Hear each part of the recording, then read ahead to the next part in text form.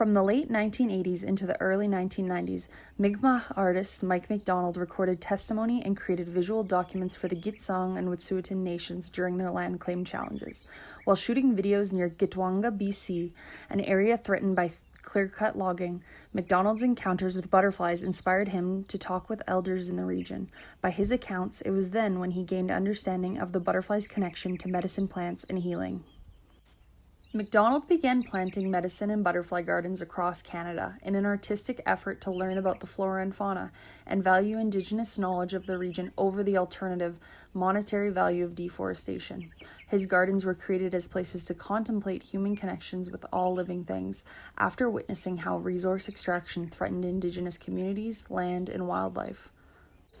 Inspired in McDonald's practice, York U interdisciplinary research project Finding Flowers is currently replanting, revitalizing, and learning from his garden work, integrating community art, ecology, and education. Working alongside pre-existing gardens created by McDonald from 1995 to 2003, we aim to preserve, expand, and build new Indigenous gardens at various locations across Canada.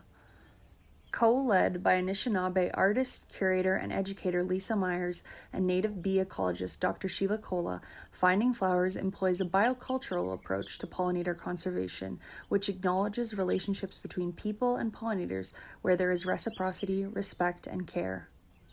Sourcing and creating gardens of Indigenous plants returns manicured lawns of art galleries to something resembling the original flora of a region.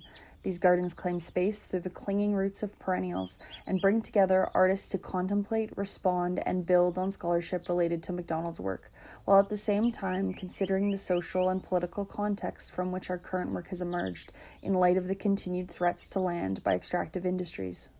During the first year of our project, we focused on researching Mike McDonald's gardens, outreaching to art, cultural, ecological, and educational organizations that had previously worked with McDonald or that were interested in our work, as well as developed fruitful connections and partnerships with Indigenous knowledge holders and communities. In 2019, we were able to plant 3 pollinator gardens of our own, located at Kitchener-Waterloo Art Gallery, the Woodland Cultural Center, and York University's Maloka Community Garden.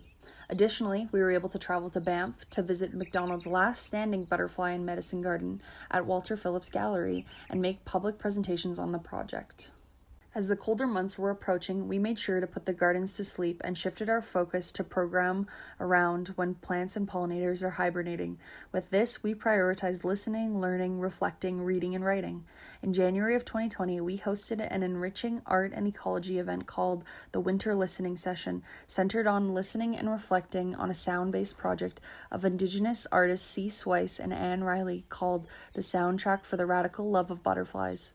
In early February, we published an article in The Conversation that reflected on lessons of resilience and resistance from the Wet'suwet'en people, native butterflies, and the work of Mike McDonald. Our original 2020 growing season plans were interrupted with the onset of the COVID-19 pandemic. However, despite these challenges, we were able to connect with, learn from, and meaningfully support several Indigenous and BIPOC-led food and medicine garden organizations actively growing around Ontario. As it became clear that the physical distance and isolation from the pandemic was a reality that was here to stay, we decided to shift all of our remaining programming to be hosted online. We developed Medium, Food as Relations, a 7-episode online series that features conversations between scholars, scientists, gardeners, artists, and knowledge holders, and reached over 3,600 attendants across Turtle Island. The series allowed us to continue focusing on outreach, listening, learning, reflecting, connecting, and relationship building. Despite our inability to travel and join our partners in person to establish their very own Mike McDonald-inspired gardens, our collaborators in Nsitziwan, Musagetes, and at the Bush Gallery were able to commit to leading the planting process themselves, and we look forward to visiting and programming in person there sometime soon.